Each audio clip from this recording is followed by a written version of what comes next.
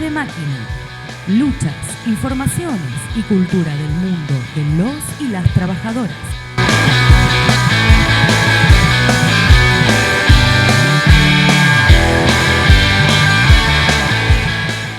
Nuestras clases dominantes han procurado siempre que los trabajadores no tengan historia, no tengan doctrina, no tengan héroes y mártires. Cada lucha debe empezar de nuevo, separada de las luchas anteriores. La experiencia colectiva se pierde, las lecciones se olvidan. La historia aparece así como propiedad privada, cuyos dueños son los dueños de todas las otras cosas. Rodolfo Walsh.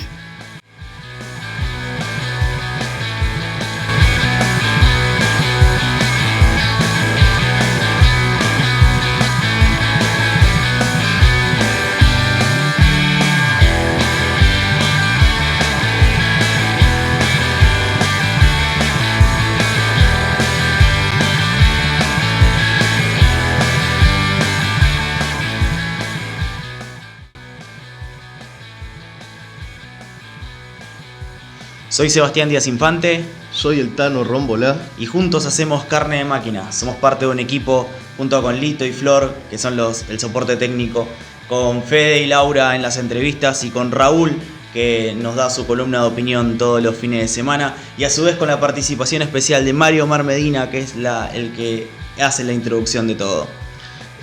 Esto es Carne de Máquina en la 106.5 de tu dial Radio Semilla.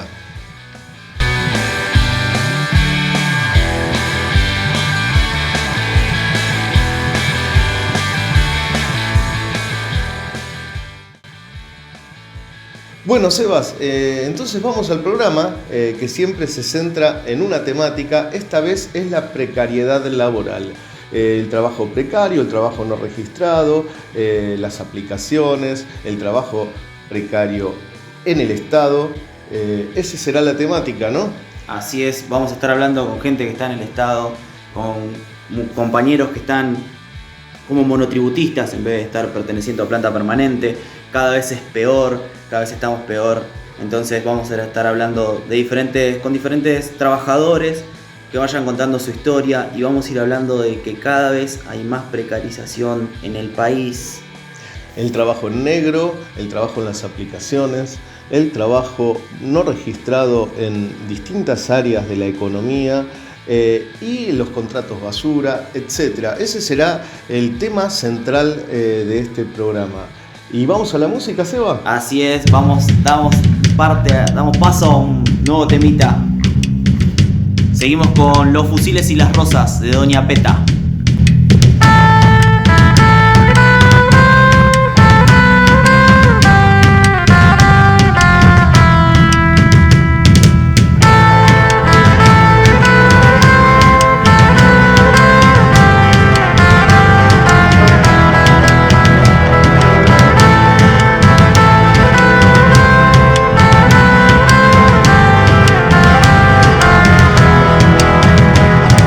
Ya llegó la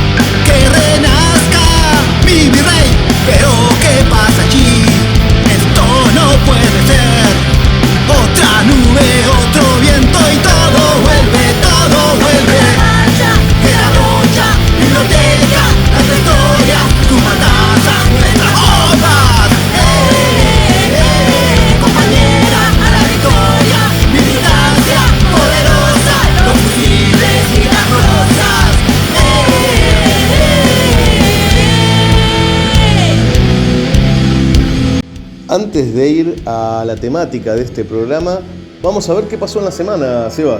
Vamos a pasar al resumen semanal de Carne de Máquina, realizado por Lito y Flor. Este es el resumen semanal de noticias de Carne de Máquina. 21 de mayo.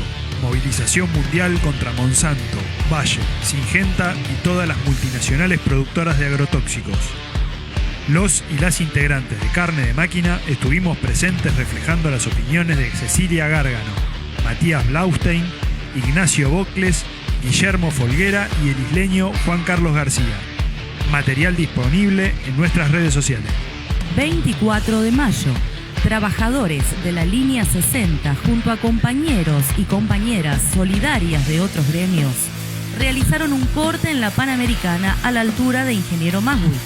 Protestaban por el despido de Carlos Zaragoza, candidato a delegado para las próximas elecciones. ¡Viva la lucha contra los despidos! ¡Vivan los trabajadores de la 60! Gremio del neumático. Las empresas continúan negándose a dar respuestas positivas al justo reclamo de los trabajadores. El SUTNA realizó varias medidas de fuerza en las distintas plantas. 26 de mayo. Organizaciones sociales se movilizaron a la Secretaría de Comercio y a fábricas y distribuidoras de las grandes empresas alimenticias. Acamparon frente a las plantas de las empresas concentradas de la alimentación, reclamando que bajen los precios. Desde Carne de Máquina reflejamos el acampe frente a la planta de Arcor, en Panamericana y 197. En el marco de esa jornada nacional, el Frente de Organizaciones en Lucha, junto a otras organizaciones, realizó una concentración y corte frente a la planta alimenticia Molinos. Docentes universitarios y preuniversitarios realizaron un paro de actividades frente a la no propuesta de aumento salarial de parte del gobierno. Entrevistamos a Laura Carboni, miembro de la mesa ejecutiva de AGD UBA y secretaria general de AGD Pellegrini. Asbesto en el subte, la nueva fase de la lucha. El plenario de delegados del subte delineó una agenda para la lucha contra el asbesto que incluye volanteadas en las cabeceras de las líneas C y B, nuevos plenarios para discutir las medidas de paro y retención de tareas en los trenes contaminados en la línea B. Los afectados por asbesto, que totalizan 55 compañeros, están siendo presionados por la empresa, mientras que los trabajadores del subte están resistiendo en su lucha por la defensa de la salud y la vida. 27 de mayo.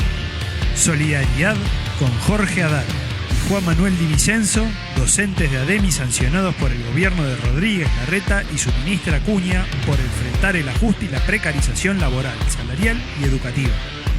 Basta de persecución sindical y política. Abajo las sanciones, la criminalización y la represión. Arriba los que luchan.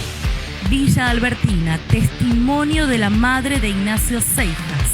El 20 de junio del 2020, en medio de un allanamiento erróneo que debía hacerse en otro domicilio, el policía bonaerense Daniel Antonio David disparó al rostro del joven, dejándolo ciego de un ojo. Hoy, Ignacio está internado por afecciones psiquiátricas que derivaron en intentos de suicidio, mientras la jueza Marisa Salvo de Lomas de Zamora dejó libre al acusado directo hasta el desarrollo del juicio. Dio su testimonio Marina Candía, mamá de Ignacio, quien sigue exigiendo justicia. Entrevista telefónica de Juan Borges. Conflicto en página 12. Ante el silencio del Grupo Octubre, en su intento de perpetuar salarios de pobreza, las y los trabajadores de página 12 pararon por 48 horas. Este fue el resumen semanal de noticias de Carne de Máquina.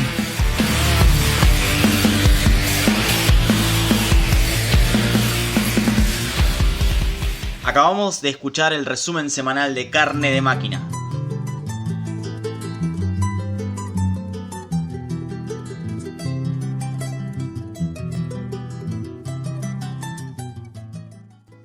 Vamos a arrancar arrancamos con la temática del programa. Vamos a... Precarización laboral, el tema del trabajo precario, el trabajo en negro, el trabajo no registrado, los contratos basura en el sector privado y en el Estado también. Vamos a arrancar con alguna data. El trabajo en negro en el país abarca entre el 35 y 50% de la masa laboral. Hablando de la juventud más que nada, dentro de las provincias o los picos o los epicentros del país, dice que el 90% de la población y de la juventud es precarizada. Los trabajos, por ejemplo, en las aplicaciones, tenemos el dato que el 50% no tiene obra social. Donde cada uno se hace cargo, se hace monotributista, haciéndose cargo de su jubilación y su salario. Hablando de salario, podemos decir que el salario promedio de los trabajadores oscila entre 42.000 pesos y 45.000 pesos, arañando la línea de indigencia. Sin llegar a cubrir ni siquiera la canasta básica familiar, y el salario mínimo es de 38.940 y en junio pasa a ser de 45.000. Cuando una familia, para no caer en la pobreza, tendría que tener un ingreso de 95.260 pesos. A eso nos vamos anticipando, que el día que nos jubilemos la jubilación mínima es de 37.524. Otro dato es que 2/3 de los y las trabajadoras precarizadas son mujeres. Más de 2 millones de argentinos viven en la economía informal y la subsistencia. Los menores de 35 años son los que más dificultades tienen para acceder al trabajo en blanco. Los datos surgen del Registro Nacional de Trabajadores de la Economía Popular. Y dentro de los trabajadores asalariados privados, nos damos cuenta la brecha cada vez más extensa que hay entre la diferencia entre hombres y mujeres, donde solamente el 33% pertenece a ellas. No solamente la situación económica que expulsa cada vez más gente del sistema y la lleva al trabajo en negro, al trabajo informal, al trabajo precario, sino que hay políticas específicas que empujan a esa realidad y no solo a la precarización de los que hoy ya están precarizados, sino precarizar a los trabajadores en blanco, los trabajadores que tienen un puesto registrado. El coloquio de IDEA, se le caía la baba al coloquio de IDEA, hablando de estos avances que se van dando vía acuerdos por convenio colectivo de trabajo que hace la burocracia sindical con las patronales, donde se modifican las condiciones de trabajo a la baja en contra de los trabajadores y a favor de las empresas, como son por ejemplo el acuerdo de Toyota-Esmata o el acuerdo de petroleros, el acuerdo Toyota-Esmata que hace que los trabajadores se vean obligados a trabajar los sábados, y por ejemplo el acuerdo en petroleros, donde lleva a los trabajadores a laburar en pozos con vientos de más de 60 km por hora, en una situación muy delicada en relación a la posibilidad de accidentes. Extendiéndonos, podríamos decir que hay una serie de sindicatos que vienen firmando cláusulas precarizadoras y flexibilizadoras, y para dar solamente un ejemplo, podemos decir que nuestro lugar de trabajo, Coca-Cola FEMSA, esto no es nuevo, en el 2007 se firmó el convenio de empresa donde el sindicato firma una innumerable cantidad de turnos donde los trabajadores pueden ser cambiados de manera permanente, y una flexibilidad en los puestos de trabajo, una multiplicidad de tareas donde un trabajador puede ser movido de un sector a otro. Esto se está dando al mismo tiempo de una gran masa de trabajadores sin trabajo o con trabajo precario. Es así, Tano, es el gran fantasma que venimos teniendo, que ya lo venimos teniendo, no es que va a aparecer, ya está, donde las empresas hacen la reforma laboral como ellos quieren, pero lo quieren imponer con una ley, pero ya lo están haciendo desde antes. La reforma laboral ya es un hecho, aunque nos quieren imponer por ley cosas mucho peores. Es verdad, Sebas, es absolutamente cierto eso. Y es una trampa donde nos quieren hacer esperar al lobo, que estamos esperando el lobo, que es la ley de reforma laboral, que por ejemplo presenta Lustó para eliminar las indemnizaciones, pero los sindicatos ya vienen transando reformas en contra de nuestras condiciones de trabajo, en contra de nuestro salario y a favor de la productividad de las empresas. Esta informalidad y esta desocupación de dos dígitos, Tanito, fíjate cómo la están utilizando. Sí, la están utilizando y es un mecanismo perverso. Por medio de la desocupación, ellos logran bajar el precio del salario. ¿Por qué? Porque hay una excesiva oferta de mano de obra contra una demanda baja de trabajo. Entonces, ley de oferta y demanda, por medio de ese mecanismo, ellos bajan el precio del salario. Pero no es solo eso, Ellos, con esto, bajan la conflictividad dentro de los lugares de trabajo. Se ve sobre todo en los empleos privados, donde los trabajadores tienen miedo a ser despedidos, el miedo al despido, el miedo a quedar en la calle, el miedo a no tener la posibilidad de llevar el pan a la mesa, hace que los trabajadores retrocedan en sus reclamos y la patronal obviamente avance. Esto es el famoso, flaco, si no te gusta, andate, mirá que atrás tuyo hay como 20. Y esa es la realidad. Atrás tuyo hay como 20, pero no es una realidad que se da de manera casual. Prat Guy lo dijo, este plan funciona con entre 20 y 30% de desocupados. Eso lo dicen los economistas. ¿Por qué? Porque regula el salario y regula la conflictividad laboral.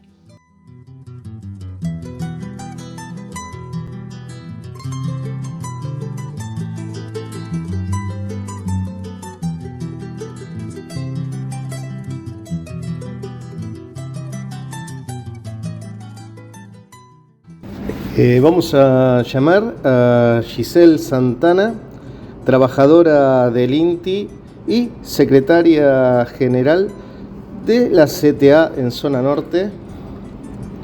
A ver si nos puede atender. Conexión total.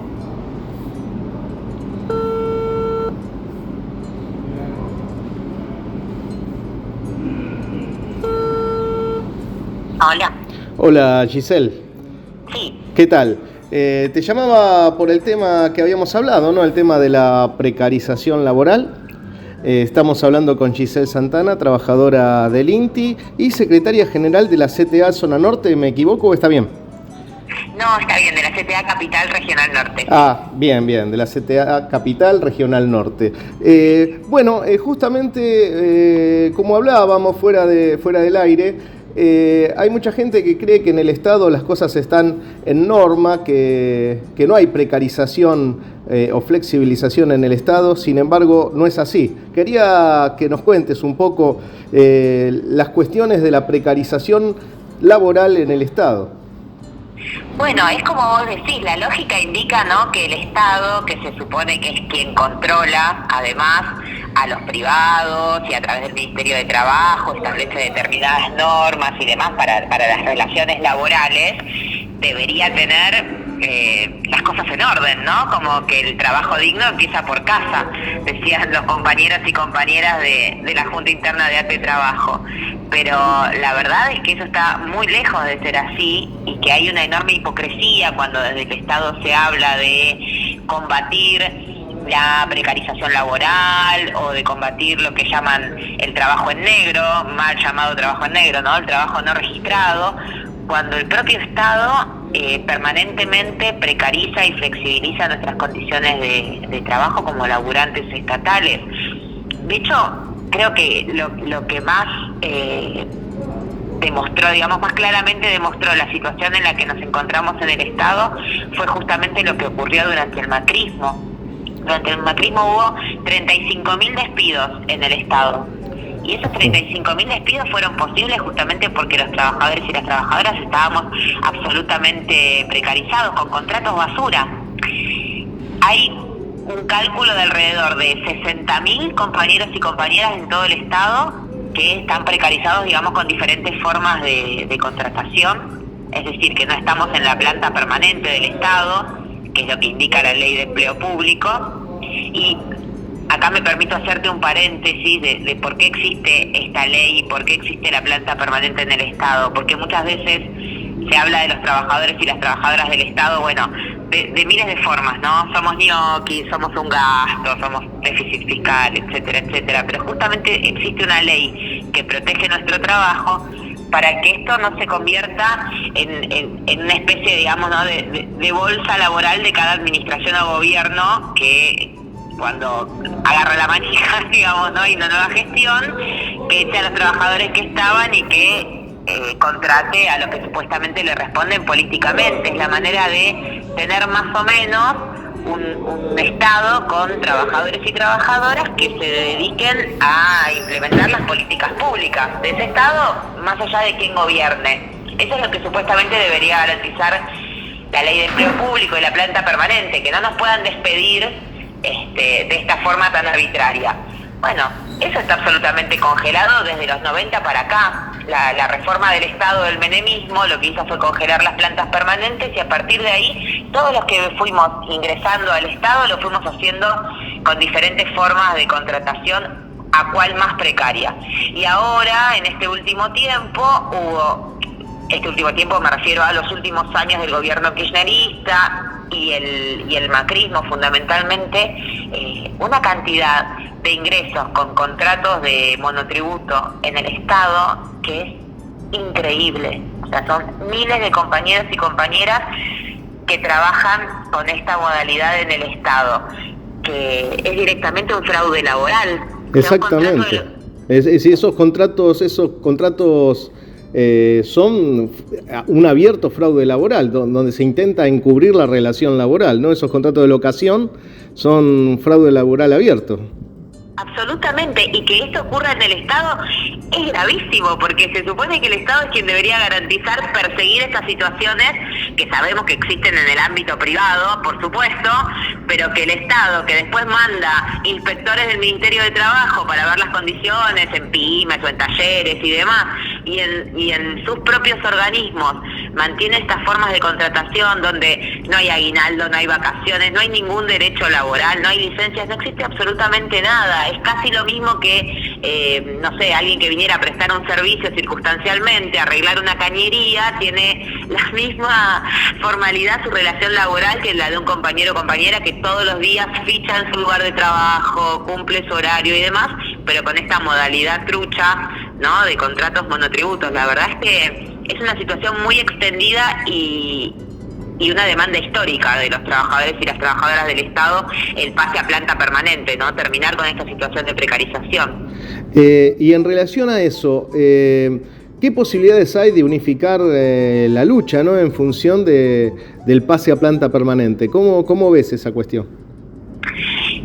Es un momento difícil porque este gobierno, por ejemplo, cuando asumió hizo un compromiso, de hecho hasta se firmó en las últimas paritarias, un compromiso de pasar a planta permanente a 60.000 compañeros y compañeras, que no incluye a los monotributistas, para empezar, y que tiene que ver con los que tienen otras formas de contratación, tipo ley marco, ley de contrato de trabajo, etcétera, etcétera, y que tienen más de 5 años de antigüedad en el Estado. Bueno, esa promesa al día de hoy no avanzó en absolutamente nada. Van más de 2 años de gestión de este gobierno y todavía no pasó un compañero a la planta permanente. Entonces, la verdad es que lo vemos muy difícil porque fundamentalmente desde los gremios, más allá de que hubo algunas manifestaciones por parte de ATE Nacional, de la conducción, ¿no?, de Cachorro Godoy, que hicieron una especie de paro el 24, porque la verdad es que fue más para la foto que una medida de fuerza real,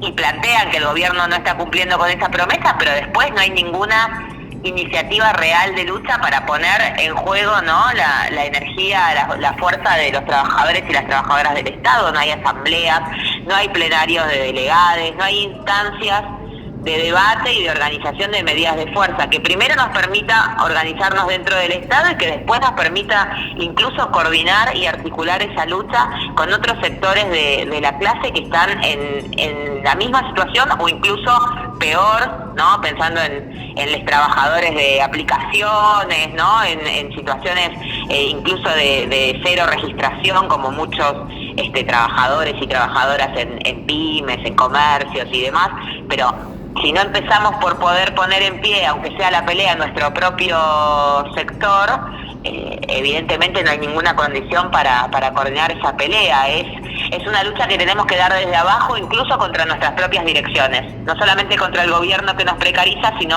contra la conducción de nuestro sindicato que no organiza la pelea para dar vuelta a esta situación. Sí, Giselle, tal cual lo planteás, porque estaba justamente pensando, ¿no? Un 50% de la población laboral en negro, ¿no? Tenemos cientos de miles de trabajadores con esas aplicaciones, que es una semi-esclavitud, donde el patrón no aparece y si el trabajador tiene un accidente, nadie responde, ¿no? Donde hay muchos casos de accidentes y muertes en la vía pública de pibes que andan en bici, en motos, de Rappi y eso. Tenemos todo un sector de lo que se llama la economía popular, de trabajadores y trabajadoras que apenas pueden parar la olla y no llegan ni al 10º día del mes y no pueden comer, digamos, un promedio salarial que araña la canasta de indigencia. Digamos, frente a esa situación general, digamos, se vuelve de verdad muy complejo y urge, ¿no?, el tema de la unidad en la lucha, ¿no? ¿Qué opinas? Totalmente, es que todo el mundo habla del cuco, ¿no?, del fantasma de la reforma laboral. La reforma laboral ya pasó.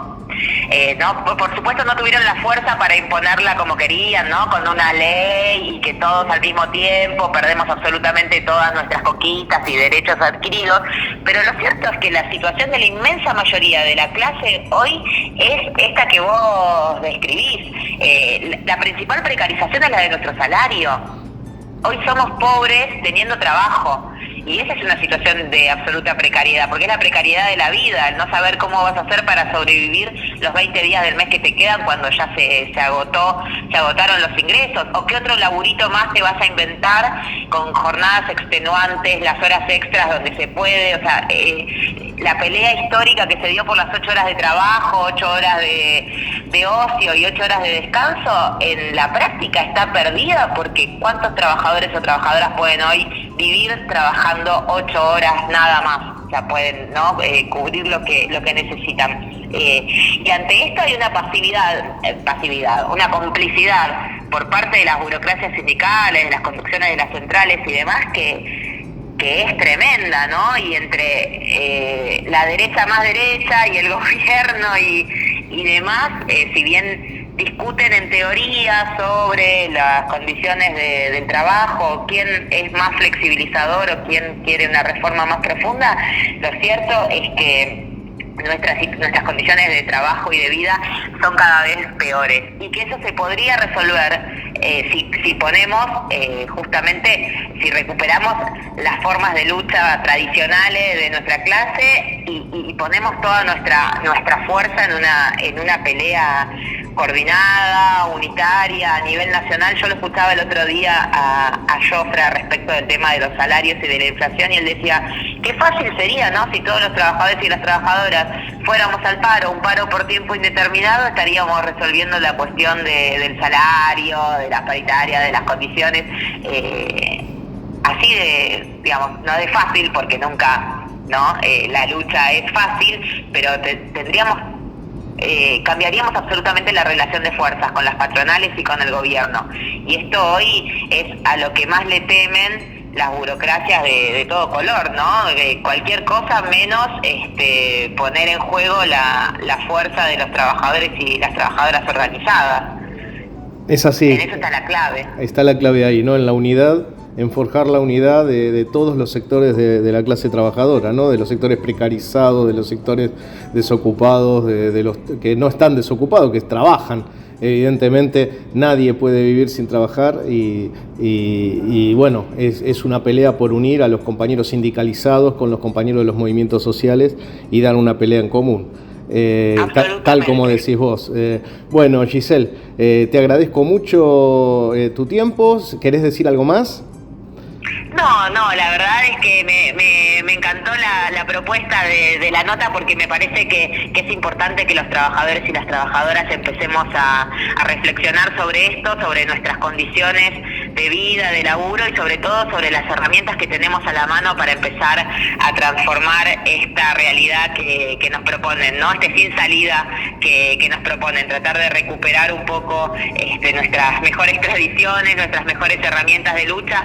Nosotros estamos empeñados en eso desde el INTI, desde nuestra intervención en ATE y en la unidad, digamos, en tratar de forjar la más amplia unidad con todos los trabajadores y trabajadoras, ocupados, desocupados, digamos, somos la misma clase y esa es nuestra convicción de esa necesidad para tener más fuerza en la lucha. Así que muchas gracias. Bueno, muchas gracias a vos, te mando un fuerte abrazo y nos seguimos viendo en la lucha.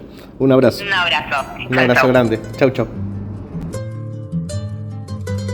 Y seguimos con un poquito más de música y ahora vamos a escuchar una banda de General Rodríguez con El Humedal.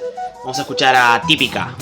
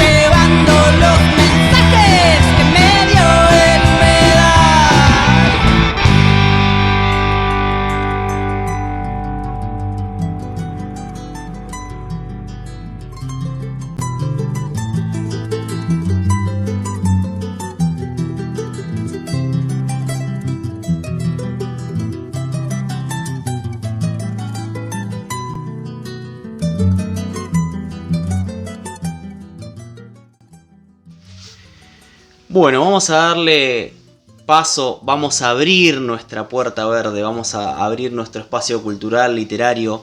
Y bueno, hablando así un poquito con el Tano. Tano, ¿alguna vez tuviste una novia así lejana, de otro lugar? Ah, sí. Yo vivía en Flores y tenía una novia que vivía en Moreno. Entonces me tomaba el tren en el Sarmiento y iba a verla. Resulta que ya llegando a Floresta tenía la duda si en realidad ese día tenía ganas de verla. Bueno, por Villaluro estaba bastante convencido de que era un error viajar ese día para Moreno. Llegando a Ciudadela, estaba molesto. En verdad, me molestaba la idea de tener que viajar hasta allá, de verla y todo eso. En Morón tenía la decisión de romper la relación. Por Padua estaba absolutamente convencido que lo nuestro no iba más. Llegaba a Moreno, me peleaba y me subía al tren. Ya por Merlo estaba pensando si lo que hice estaba bien, estaba dudando de haber roto. Por Aedo la empezaba a extrañar.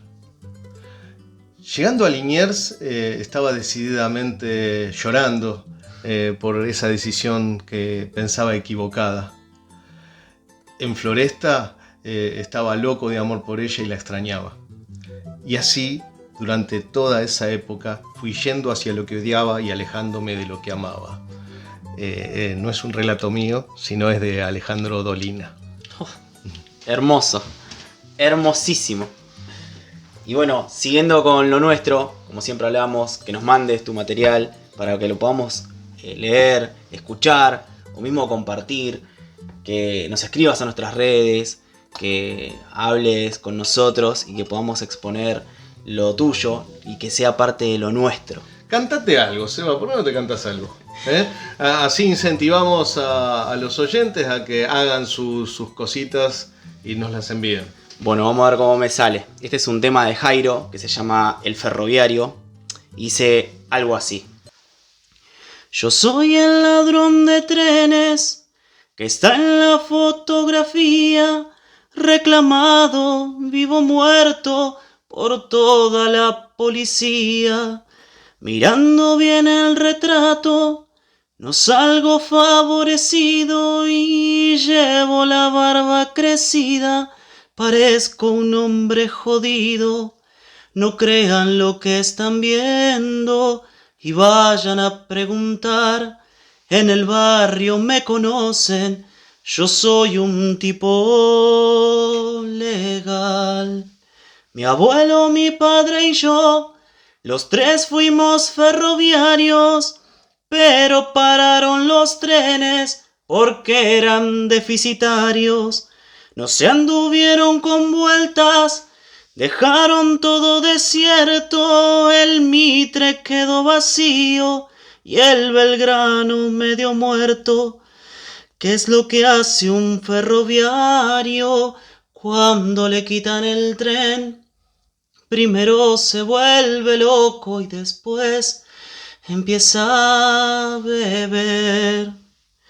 No sé si estaba borracho la noche que decidí robar la locomotora y volverla a conducir. La pinté de azul y blanco, le saqué brillo al cromado. Cualquier ferrocarrilero estaría emocionado.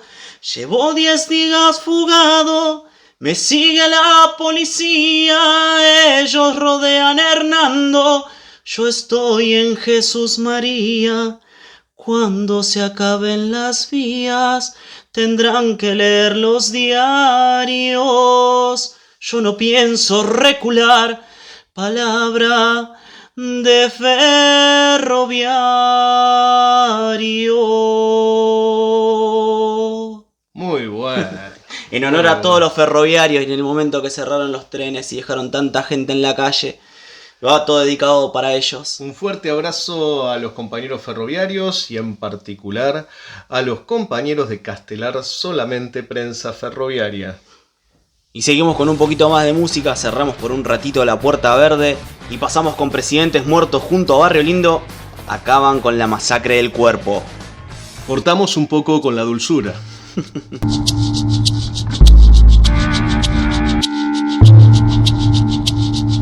Bom dia, comunidade! Para todas as crianças, mulheres e homens do mundo, acabar com o massacre do corpo com bairro lindo y Presidente Hortus. Vinieron por el cuerpo, ya lo han logrado. Último territorio que han colonizado. Los gustos del tiempo nos han conquistado. La vida, el goce nos han limitado. Metiéndonos culpa nos estructuraron.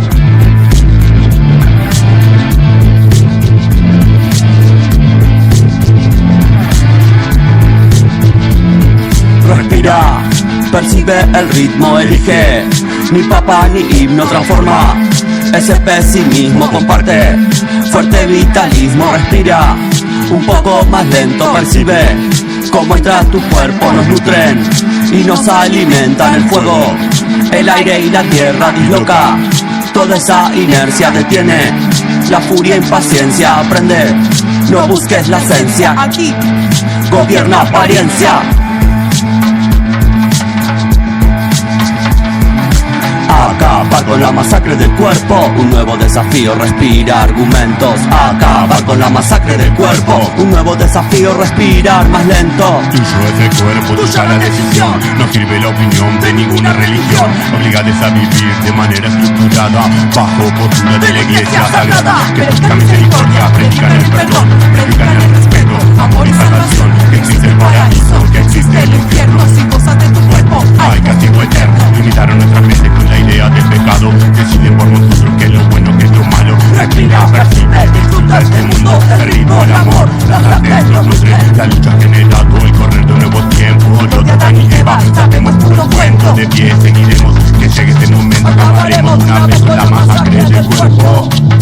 La masacre del cuerpo. La masacre del cuerpo.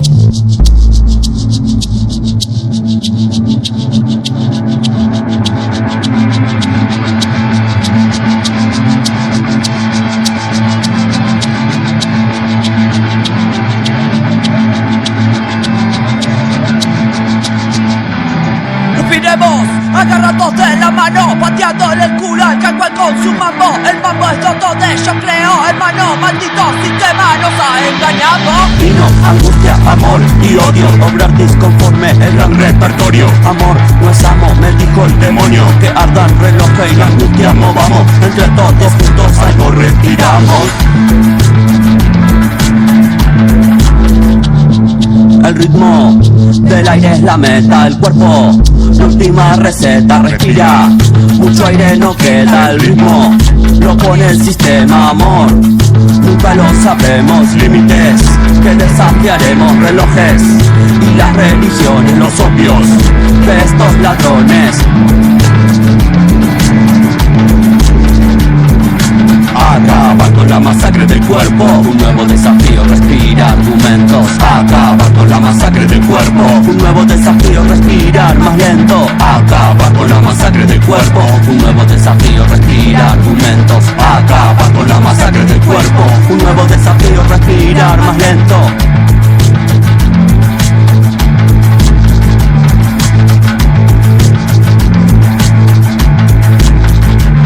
E aqui, no conurbano sul, faz calorão de 34 graus.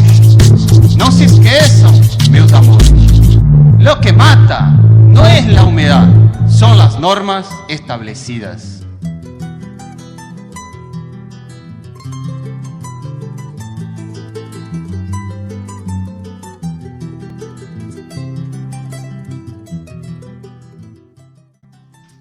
Siguiendo con la temática del programa, vamos a entrevistar a Fabiana, que trabaja en varios comercios, trabajadora informal.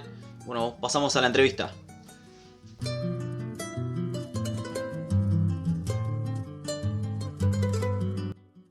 Bueno, y continuando con el programa y con la temática, que es el trabajo precario, el trabajo flexibilizado, el trabajo en negro, estamos hablando con Fabiana, que se desempeñó durante varios años con este tipo de modalidad en distintos comercios, distintos negocios, en diferentes rubros, ¿no? ¿Qué tal, Fabiana? Muchas gracias por la entrevista. Hola, Omar, ¿cómo estás? Bien, bien. Acá tratando de visibilizar algo que nadie ve, algo que es invisible a los ojos de los que vamos a comprar a un negocio. Entramos, compramos, vemos a la vendedora, al vendedor, a los chicos que laburan, a las chicas que laburan en los comercios, y muchas veces no nos imaginamos el régimen de laburo que tienen. El tema es justamente ese, ¿no? Cómo las patronales se aprovechan de esta situación de informalidad, tanto para bajar salarios como para imponer condiciones de trabajo terribles. ¿Podés contarnos un poco tu experiencia? Bueno, sí, yo trabajé en panadería, que es uno de los rubros en donde estuve muchos años, en bares y en carnicería, que son en el último tiempo estuve trabajando en ese rubro, y todos se manejan de la misma manera, digamos, mantener a todo el personal, a la mayor parte del personal en negro, primero y principal eso, y a partir de ahí, bueno, tenemos los distintos maltratos dentro del trabajo, con respecto, por ejemplo, a los francos. Se considera un día de franco, pero por ahí no, o sea, tenían la modalidad de no pagarle el franco. A mis compañeros de la carnicería le daban medio franco semanal. O sea, no tenían franco, tenían que comer todos los días. Claro, pero o sea, iban en el turno mañana, porque también es con horario cortado, digamos, como comercio, y el turno mañana iban y a la tarde se tomaban el franco. Ese era el único franco que podían tener. O sea, tenían medio día de franco. Claro, medio día de franco. Y bueno, son lugares en donde el trato que hay a las chicas, por ejemplo, que yo trabajaba en panadería también, es terrible, porque en una de las que trabajé, por ejemplo, no nos dejaban hablar entre nosotras directamente. Dejaban hablar entre nosotras, que bueno, se nota también, no cumplen con los sueldos pactados dentro de cierta categorización que hay, por ejemplo, en panadería. El personal que trabaja como en la parte comercial de lo que es la panadería tiene una cierta categorización, y los que trabajan en producción también.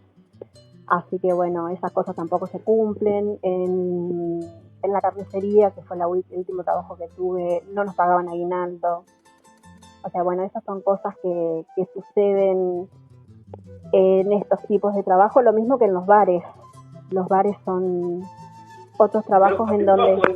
Estaba contando que no te pagaban los francos, que no te pagaban el aguinaldo. ¿Los feriados qué pasaba, por ejemplo? No, bueno, los feriados te hacen trabajar y por lo general no son pagos tampoco. O sea, te pagaban como un día normal. Como un día normal. Porque tenías que trabajar. Sí, ¿Y las vacaciones? ¿Y tenías vacaciones o tampoco te pagaban vacaciones? En la mayoría de los lugares donde estuve, no me han pagado vacaciones. Siempre trabajando en estas condiciones, ¿no es cierto?, en negro, en trabajos no registrados, porque por lo general... Agregar entonces que tampoco tenías el pago de jubilación, ni obra social, ni seguro de accidentes, nada de eso. No, nada de eso, por supuesto. ¿Qué pasaba si te enfermabas?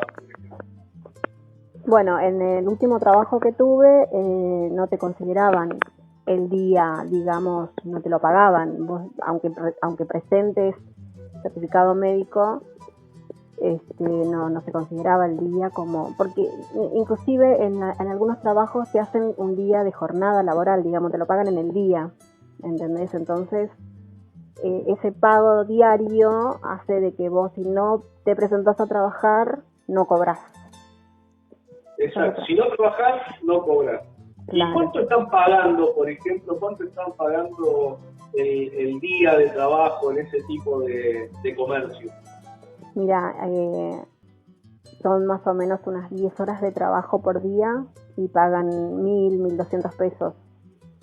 ¿1.200 pesos por 10 horas? Sí, por 10 horas de trabajo en horario cortado. O sea que estás todo el día trabajando por 1.100 pesos, 1.200 pesos. O sea, vamos a hacer una retrospección de todo lo que dijiste, ¿no? Digamos un resumen sumario. Trabajas todo el día por 1.000 pesos.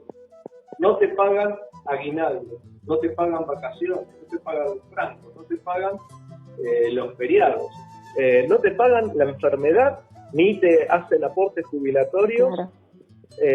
Y ni el seguro de accidentes, ¿no? O sea, el patrón no paga absolutamente nada y subpaga el salario. Queremos decir que esa es la situación de superexplotación que tiene el 50% de la fuerza laboral en la Argentina, y todo el mundo mira para otro lado, pareciera, ¿no?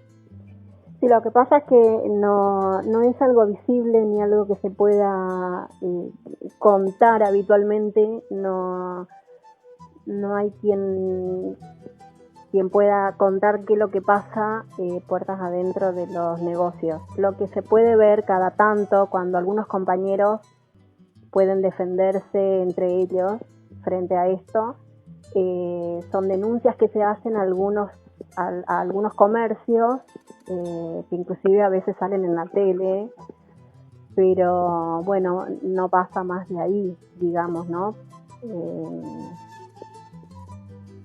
De denunciar esos malos tratos, y después, bueno, nada, no hay un control, digamos, desde ningún lugar, ni desde el Ministerio de Trabajo, ni desde un sindicato, a pesar de que las personas que están en blanco en estos lugares de trabajo, que los hay algunas personas que el dueño del comercio pone en blanco, están sindicalizados, y bueno, pero tampoco van a ver en qué condiciones trabajamos todos los demás empleados, ¿no?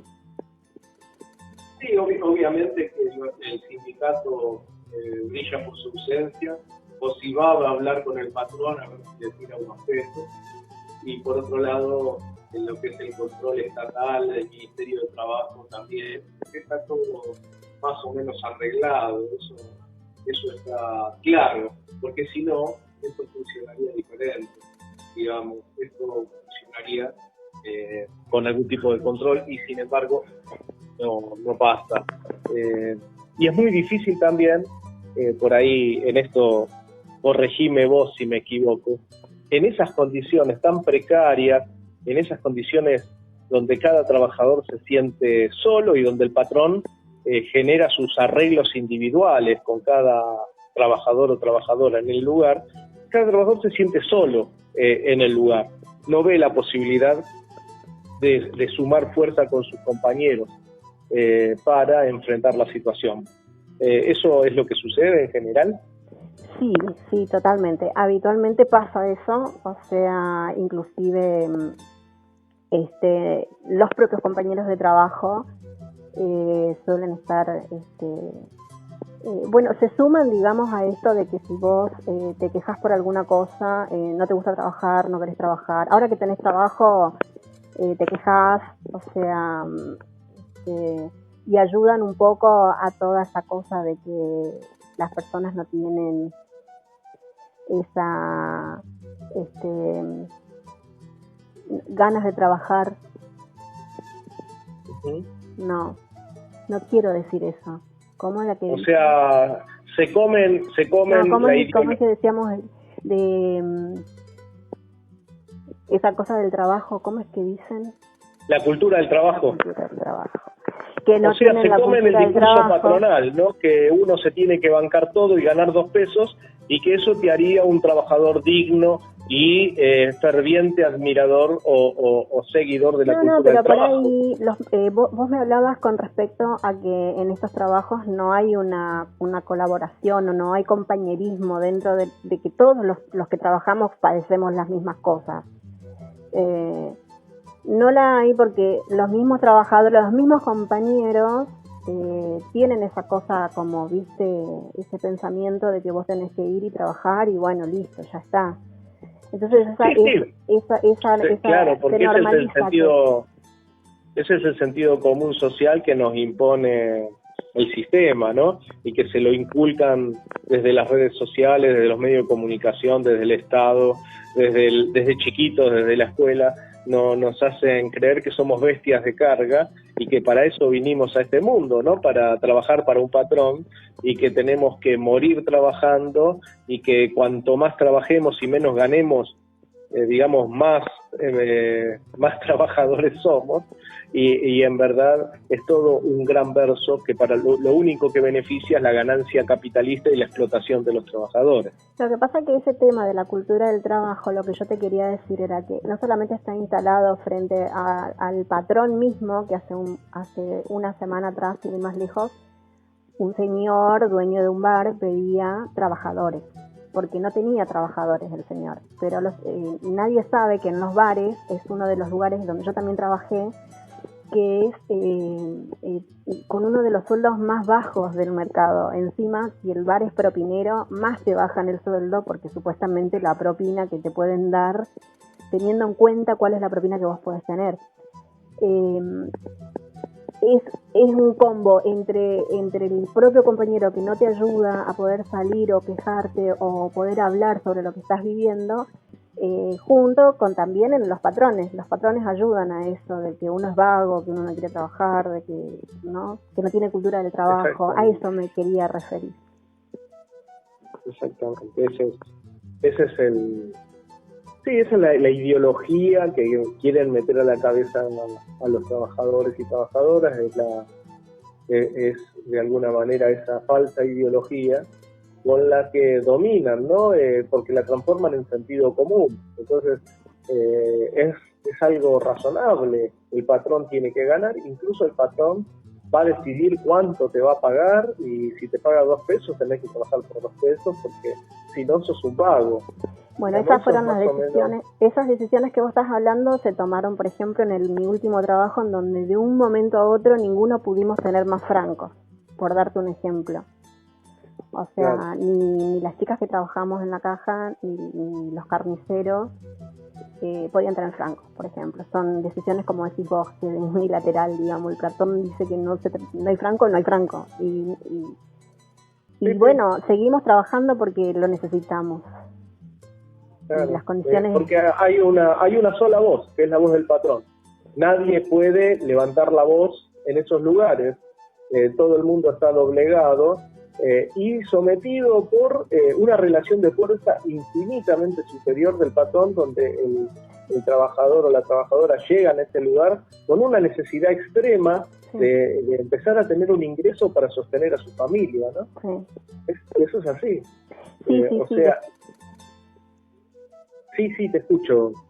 No, te escuchaba y digo que sí, definitivamente es un tema de necesidad el de tener que aceptar las condiciones laborales, pero bueno, quería comentarte un caso en particular que me pasó a mí hace muy poquitito, en donde no acepté un trabajo, en donde me ofrecían, eso era en una panadería, 700 pesos por día laboral. O sea, tenía que trabajar 10 horas y me pagaban 700 pesos el día. O sea, es realmente... Medio kilo de carne, digamos, para todo el día por medio kilo de carne. Es terrible. Realmente es real, o sea, suceden esas cosas en donde te ponen un precio, digamos, que es una risa. O sea, no lo acepté. Es la primera vez, creo, en el tiempo que trabajo, que no acepto un trabajo en estas condiciones, a pesar de que venimos hablando de lo mismo, en negro, sin francos, sin vacaciones, sin nada, pero bueno, 700 pesos me querían pagar el día. 700 pesos, una docena y media de facturas, medio kilo de carne. No, igualmente el señor... Por todo el día, por todo el día. Claro. Es eso. Claro. Es una locura total. Bueno, Fabiana, para ir cerrando, ¿querés plantear algo más al respecto? ¿Querés hacer algún comentario en relación a esto? No, o sea, quería agradecerte la posibilidad de poder hablar sobre esto, porque creo que la gente desconoce la realidad que vivimos, los que trabajamos en negro y en estas condiciones, y que no hay como decís vos, una voz nuestra que nos pueda representar, que puedan, que nos podamos unir y bueno, que alguien nos escuche. Así que me pareció genial la idea de darme la oportunidad de hablar con vos para que se conozca esto. Te agradezco mucho que hayas tomado el tiempo para hacer esta entrevista, para participar de ella y sobre todo plantearte que si bien vemos que estamos en una noche negra de la historia, es bueno recordar que cuando los trabajadores se empezaron a organizar a principios del siglo pasado, no había ningún lugar en blanco, eran todos los trabajadores que estaban en negro, no existía el blanco, no existía la legalidad para la lucha social, toda huelga era ilegal, toda organización sindical era ilegal. Fue cuando los anarquistas empezaron a organizar el movimiento obrero acá en el país entonces quiere decir que se puede pelear pese a toda esta cuestión contraria, ¿no?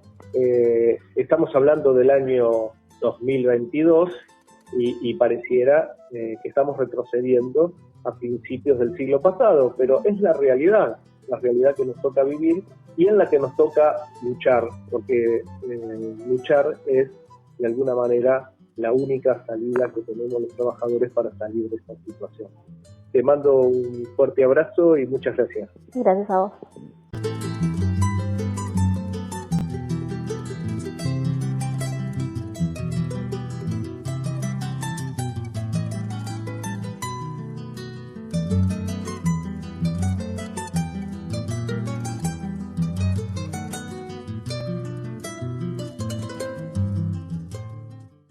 Y como decíamos, el Estado, lejos de combatir el trabajo precario, lo reproduce. Y en la educación es muy común programas precarizados para los y las trabajadoras docentes. Estamos hablando con una compañera de carne de máquina, con Flor, que es docente y está trabajando en ese tipo de programas. ¿Cómo anda, Flor? ¿Qué tal? Buenas tardes, Omar. Buenas tardes para todos. Así es. Bueno, yo soy docente en este momento. Y debido a un problema que ya se viene suscitando desde comienzos de la pandemia, que es el tema de los actos públicos que pasaron de ser presenciales a virtuales, que estuvieron durante casi un año cerrados para que los docentes podamos tomar horas, nos fue llevando y nos fue empujando a una situación cada vez más complicada desde lo laboral, y muchos docentes tuvimos que recurrir a justamente ingresar en estos programas que vos mencionabas. En el caso de provincia, el programa ATR, que es un programa que se generó justamente por todos los inconvenientes que dejó la pandemia, para acompañar en las trayectorias a aquellos estudiantes que habían perdido vinculación con la escuela, que habían quedado atrasados en sus materias, tanto por falta de dispositivos en la mayoría de los casos, y más cuando estamos hablando de la provincia de Buenos Aires, en donde el conurbano es un lugar totalmente complicado a veces para poder salir adelante, y más con todo este contexto socioeconómico muy difícil para todas las familias, y otros que por distintos problemas, y justamente los económicos fueron los más grandes, tuvieron que dejar la escuela para empezar a laburar. Estos programas como el ATR, que se puso en auge fuertemente en el 2020, son programas totalmente precarizados para nosotros los docentes, no solamente desde el lugar de lo que nosotros cobramos, que estamos cobrando siendo profesores, para darle apoyo a aquellos pibes que se encontraban totalmente desamparados y por fuera del sistema educativo y rozando prácticamente ya la decadencia económica y social dentro de sus casas. Este programa se instala en septiembre del año pasado y se prolongaba hasta fines de febrero. Nosotros estuvimos trabajando todos esos meses, incluso en el verano, de manera presencial y de manera virtual. Y cuando empezamos a tratar de ver la posibilidad de que pudiéramos pasar a planta permanente, como todos los docentes, teniendo los derechos que tienen todos los docentes, teniendo faltas justificadas, licencias médicas, ART, servicio de medicina, porque son cosas que a nosotros no nos cubrían, se empezó a hacer presión de manera autoconvocada por todos los docentes, un plantel de 30.000 personas que estábamos integrando este programa, y finalmente, gracias a la lucha, se consigue que se extienda por 3 meses. Entonces, nosotros ahora en este momento nos encontramos con que nos queda un mes de estabilidad laboral, rumores de que puede ser que el programa se extienda, pero sin ninguna certeza fija de que podamos seguir trabajando. Para esto veníamos pidiendo no solamente el pase a planta permanente, sino la implementación, por ejemplo, de parejas pedagógicas, para que podamos seguir trabajando a la par de los docentes, porque realmente les damos una mano muy grande. Docentes que hoy en día se encuentran con un plantel de 30 estudiantes por curso, donde más de la mitad de ellos tienen un atraso académico, y lógicamente ese docente tiene que seguir adelante con la currícula y tiene que seguir adelante con el programa. Entonces ahí es donde nosotros les damos una mano para, en contrahorario de los cursos de estos chicos, ayudarlos con esas materias con las que están un poco más flojos. Nada de esto realmente es escuchado por parte del Estado. Nos dio mucha bronca también que al momento de conseguir esta pequeña conquista de estos 3 meses de prórroga en el laburo, desde la Celeste se hayan adjudicado esa lucha como propia y ese triunfo a medias, porque seguimos con las mismas condiciones de precariedad. Así que ahora estamos en la incertidumbre, estamos sin saber qué va a ser de nuestras vidas a partir del mes próximo, de fines de junio, y seguimos luchando, seguimos organizándonos, siempre con todo un aparato lógicamente sindical, burocrático, que nos sigue poniendo palos en la rueda y que no hace absolutamente nada para que nosotros podamos estar tranquilos y saber que el mes próximo vamos a tener un plato de comida para llevar a nuestras casas. Totalmente así, Flor. Ningún trabajador quiere ser precarizado, pero si no hay trabajo, uno termina aceptando esos programas, esas condiciones, porque obviamente tiene que vivir. Los trabajadores no tenemos opción de elegir, salvo cuando podemos, por la relación de fuerza, elevar nuestros reclamos a lucha. De todas maneras, el problema de los docentes, de la precarización laboral, es un problema general de toda la clase trabajadora, que estamos en cada lugar, en cada gremio precarizados. ¿Cómo ves el tema de la unidad para luchar de la clase trabajadora, de los y las trabajadoras? Principalmente, y desde el sector desde el que yo puedo hablar, que es la docencia, tendríamos que imitar muchas de aquellas luchas que llevan trabajadores, por ejemplo, de las fábricas, en donde yo veo una unidad seguramente más grande, tratando todos de salir hacia adelante con los mismos proyectos y con las mismas metas. Bueno, el micrófono sigue abierto para los compañeros en esta mesa de opinión, al final del programa, donde tratamos de concluir sobre los problemas de la precariedad laboral. Bien, buenas tardes. Soy Federico, ferroviario. Al escuchar la palabra precarización que mencionaba acá el compañero, se me viene a la mente las empresas tercerizadas. En el ferrocarril es muy común, y más en esta época, que haya muchas empresas tercerizadas, por lo general de las tareas de seguridad en los trenes, sobre las vías o cuando están descansando, en limpieza, en lo que es construcción, en la parte de infraestructura. Y en estos últimos años, uno de los principales conflictos que involucra a tercerizadas es justamente el de la seguridad de los trenes. Nosotros tenemos compañeros de la especialidad brigadista dentro del tren, que son los encargados de cuidar los trenes, tanto en funcionamiento como cuando descansan, y venían teniendo convenio ferroviario. Hace ya unos 4 o 5 años, o quizás más, en realidad desde la época de Macri, comenzaron a sacar a todos los compañeros, a enviarlos a otros sectores o a despedirlos, y las empresas que ponen para seguridad son, MCM, Security, no me salen ahora otros nombres, pero son Comahue. En distintas líneas férreas empezaron a funcionar empresas de seguridad privada. Seguramente cualquier usuaria se habrá enterado de cortes de vías que han protagonizado compañeros de estas tercerizadas, porque cumplen tareas ferroviarias pero tienen sueldo de su empresa tercerizada, que es casi un 40-50% menos de sueldo. Bueno, después digo esto como una reflexión más, si se quiere, general sobre por qué sirven las tercerizadas a las empresas, ¿no? Creo, desde mi punto de vista, es en un doble sentido. Primero, en el sentido de responsabilidad para con el trabajador y en cuanto al salario. La empresa casi no guarda ninguna responsabilidad a quien el trabajador le presta el servicio, no guarda ningún tipo de responsabilidad y además el sueldo es mucho más bajo que si uno fuera de convenio de planta permanente. Y por el otro lado, lo que mencionaba también el compañero, que tiene que ver con los derechos, el tema de la salud y un montón de beneficios que alguien tiene por pertenecer a planta permanente. Bueno, eso por mi parte. Gracias, Fede. Y bueno, estamos en esta ronda de opinión.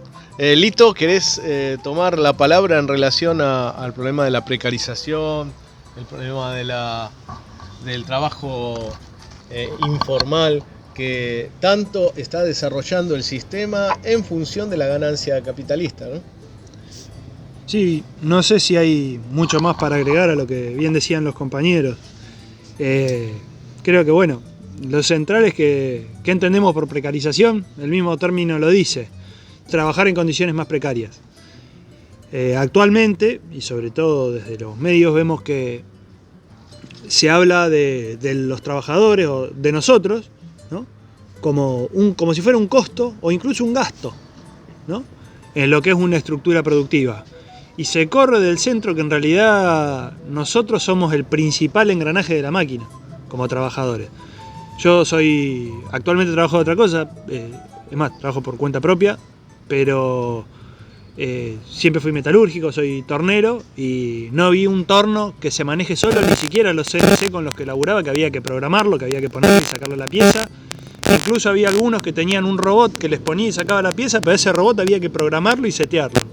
O sea, nosotros como seres vivos somos centrales en lo que es una estructura productiva y hoy hay toda una tendencia a considerarnos no como prescindibles, porque saben que no pueden prescindir de nosotros, pero sí como el fusible o lo último de la cadena productiva, cuando en realidad somos lo central. Y más teniendo en cuenta que hoy en el país somos los que trabajan de manera precarizada dentro de la clase trabajadora, son más de la mitad. También el contexto de la pandemia o de las medidas que ha tomado el capitalismo aprovechando el contexto de pandemia, se ha profundizado más todo eso, con todo lo que, bueno, lo llamado en algunos artículos como capitalismo de plataforma, con todo lo que son las apps esas de reparto, de logística, incluso, bueno, con Mercado de Envíos y todas estas grandes empresas o Amazon que subcontratan personal para que les haga toda la logística, haciéndole asumir parte de los costos a los trabajadores, o haciéndoles poner sus herramientas, como puede ser el auto, para que repartan. Me parece que es lo que atraviesa hoy por hoy a la realidad de los trabajadores, y no solo en un país como Argentina, sino en buena parte del mundo. También en los países desarrollados, como puede ser Estados Unidos o Europa. ¿Qué se me ocurre que podría ser para contrarrestar un poco eso? Primero, bueno, empezar a organizarnos, los que estén o los que estemos precarizados en nuestros lugares de trabajo, y no necesariamente por una estructura, dentro de una estructura que hoy por hoy no nos representa o representa a otro sector de compañeros que están organizados, sino sobre nuevas estructuras, nuevas formas de organización para que estén a la altura del contexto actual para enfrentar toda esta situación.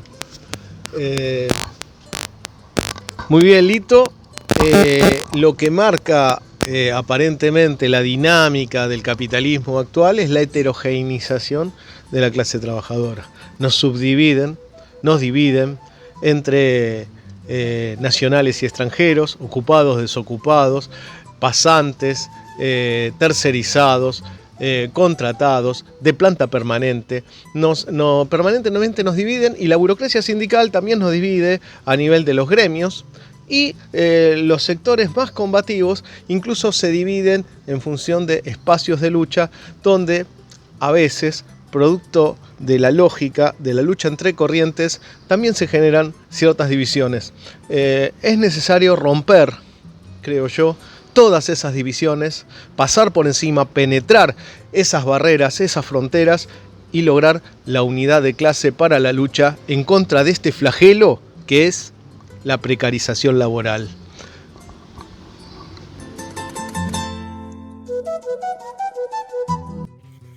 Y ahora aprovechamos este momento para escuchar algo de música. Vamos las bandas.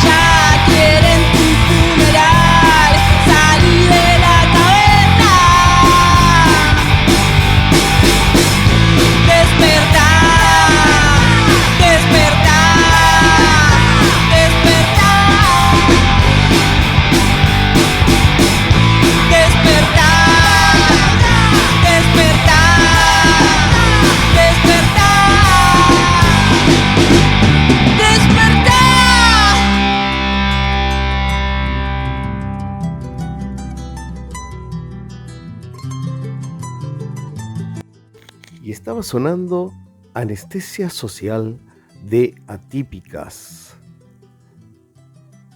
Y ahora nos va a acompañar Raúl Nudel con la columna de opinión que nos trae semana tras semana.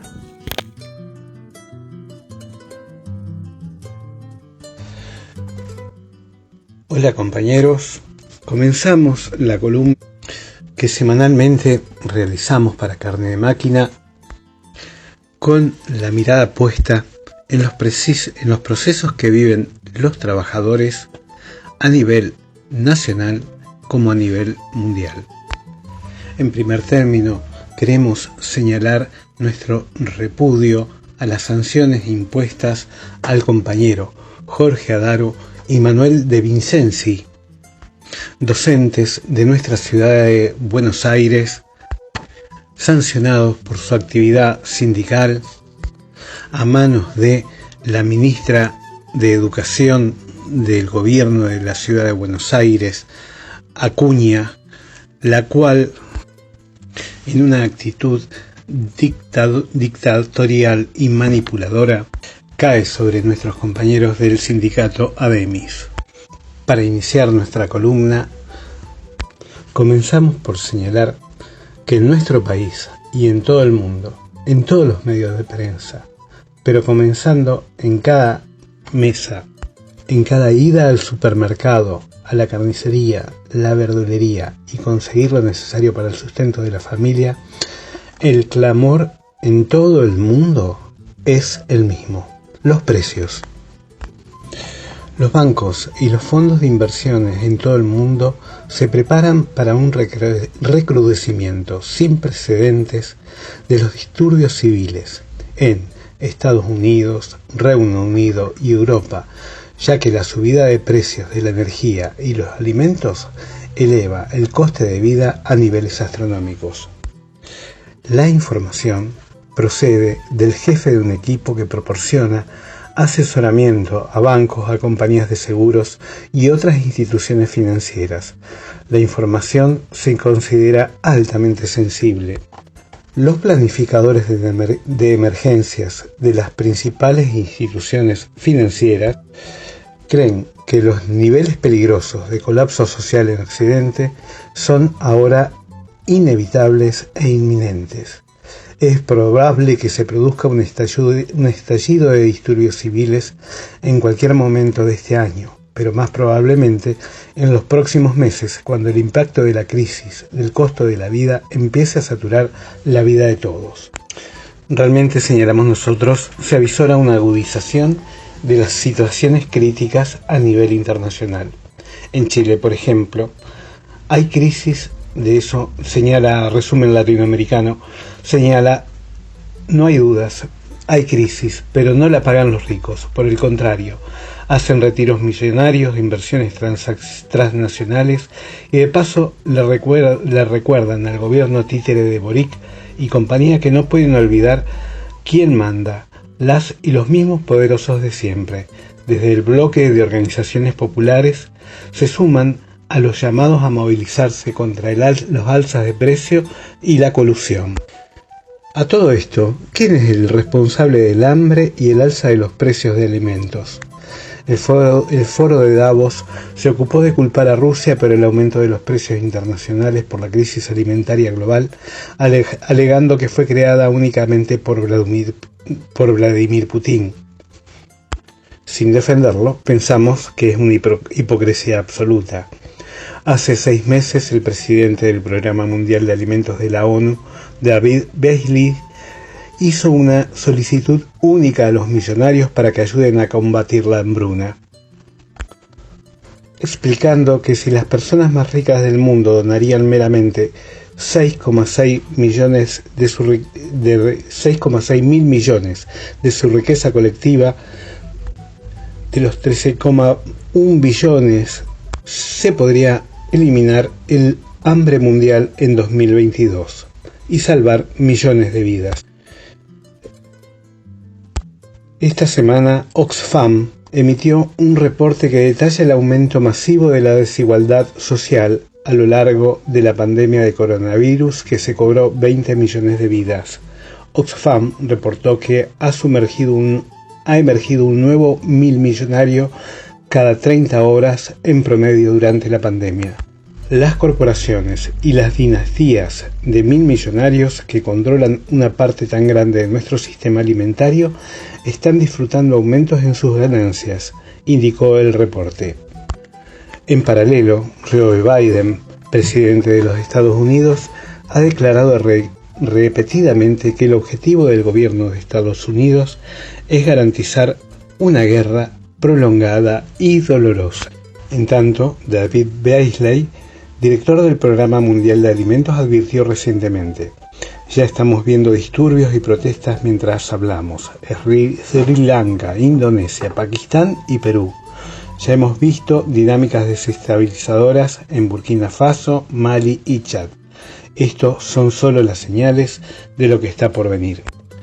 En tanto, aquí es inevitable mencionar los montos de 90.000 pesos para la canasta básica total y los ominosos porcentajes de aumento de los alimentos. Feletti, el encargado de controlar los precios, renunció. La renuncia tuvo lugar en momentos en que el gobierno de Alberto Fernández había decidido pasar comercio interior desde la órbita de desarrollo productivo a cargo de Matías Culfas a la de economía, que conduce Martín Guzmán. El cambio respondió a un intento de subordinar a un funcionario vinculado con el kirchnerismo, subordinarlo al ministro Guzmán, el más cuestionado por las huestes que responden a Cristina Fernández de Kirchner. Nos quieren hacer creer que la inflación no es el resultado del mercado. Los capitales, sí, lo que en realidad es una decisión propia, unilateral. Son los empresarios, en particular los llamados formadores de precios, agro, industria de consumo, grandes cadenas de hipermercados, los que remarcan los precios con la excusa de los precios internacionales, devaluación del dólar, guerras, de allí para abajo hasta los almacenes de barrio. ¿Cómo enfrentar esto? ¿Cómo enfrentar esta situación? Infinidad de luchas expresan esta inmensa forma de robar a los trabajadores, al pueblo en general, a los ocupados y desocupados, a los campesinos que viven en zonas de montaña y en zonas de llanura, y nos referimos a las pequeñas explotaciones que dependen del agua que las grandes mineras intentan absorber en la cordillera. La gran mayoría de los luchadores reclaman que hace falta un plan de lucha, que hace falta luchar por un aumento salarial y condiciones de vida. No podemos obviar la necesidad de construir la unidad en torno justamente a este objetivo común, donde la crítica tiene que apuntar a la fragmentación y transformarla en procesos unitarios de lucha, construyendo confianza, hombro con hombro, superando, en el caso de los trabajadores ocupados, la permanente zanahoria de los acuerdos paritarios o el alza del impuesto a la cuarta categoría, alias impuesto a las ganancias. Pero siempre gana la inflación.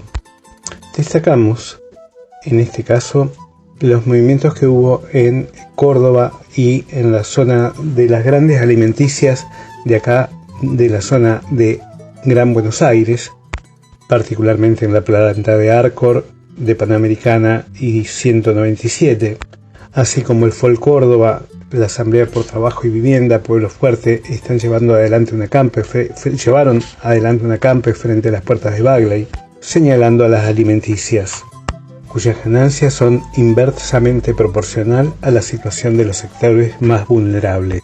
Pero en última instancia señalamos que la unidad de lucha entre la unidad piquetera, estos sectores como el FOL que salieron a luchar, es una necesidad de unificarla con otras luchas, con las luchas ambientales, con las distintas luchas que está llevando nuestro pueblo en contra de los grandes capitales. A 53 años del histórico y memorable Cordobazo, nos saludamos hasta la próxima columna.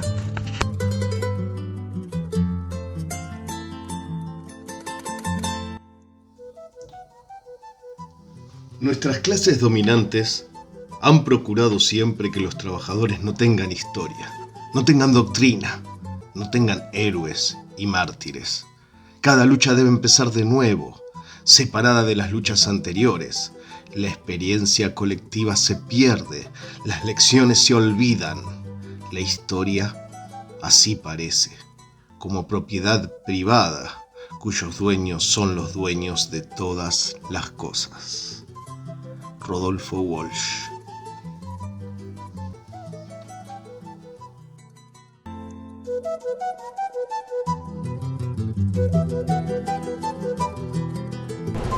Lo que veo yo aquí es sufrimiento. 5 de la mañana, frío, reloj, sueño, cansancio, asqueo. Somos gente pacífica y queremos vivir en paz, pero en paz solo se puede vivir cuando se vive en igualdad. Cuando se te condena al hambre, se acaba la paz. Hoy, hasta aquí llegó nuestra manifestación pacífica. Si mañana nos condenan al hambre, pasaremos a donde haga falta.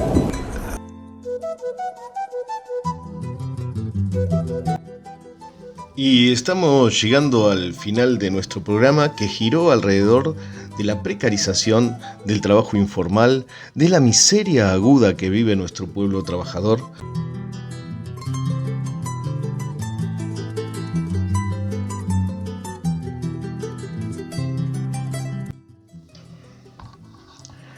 ¿Quién iba a decir que la lid se desataría justo aquí? Que ese terrible monstruo de 6 cabezas aparecería en el centro mismo de la Plaza Castelli. Su cuerpo leonino, tallado de músculos, sostiene las 6 cabezas de saurio, muy similares a la de los dragones de Komodo, que se mueven lanzando horrendos y amenazantes sonidos, envidia de cualquier capítulo de la mitología medieval. Los ojos de la bestia inyectados en sangre y una furia incontenible de un ser que ha diezmado al hombre regando de tumbas de una punta a la otra del planeta. Él tomó la espada y la elevó al cielo. El choque es inevitable. Su cabeza rapada de guerrero está erguida. Nunca bajó la mirada, dará pelea. Creyéndose en soledad, mira al sol como realizando una ofrenda, pero una fuerza superior surge de entre las esquinas. Nuestro guerrero no está solo. Varias relucientes cabezas se interponen entre nuestro muchacho y la bestia. Ninguna pluma hubiera rematado jamás la caída de semejante cancerbero en una plaza de La Plata. Sin embargo, ahí está, tendido, empapado en sangre. Su respirar fatigoso no engaña a los guerreros. La última estocada. Sí, la última estocada. Muy similar al tijeretazo de un peluquero.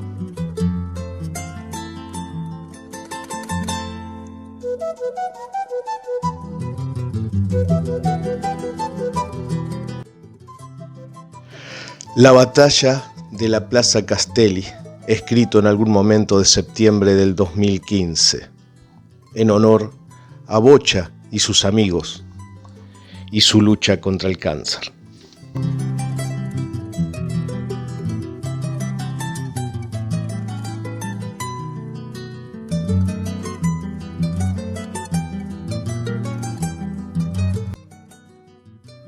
Muchas gracias por acompañarnos. Este es el final de este segundo programa. Un fuerte abrazo desde los que hacemos Carne de Máquina, y nos seguimos viendo en la lucha y en el camino de esa sociedad nueva que crece en nuestros corazones.